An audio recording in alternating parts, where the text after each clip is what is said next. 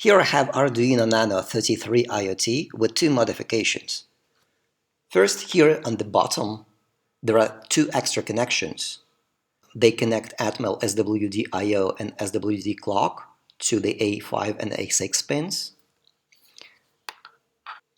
And the second modification is this Nina module has vcon firmware loaded from https vcon.io.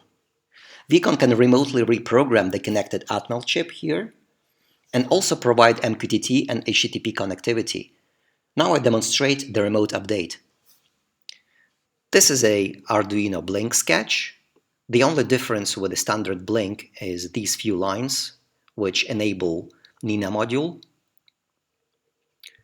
Now let me compile this sketch and convert the binary output into the hex file.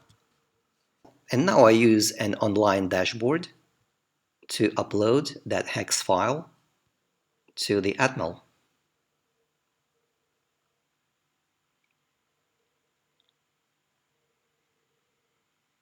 Okay, now we can see that this is blinking. So over-the-air update was successful.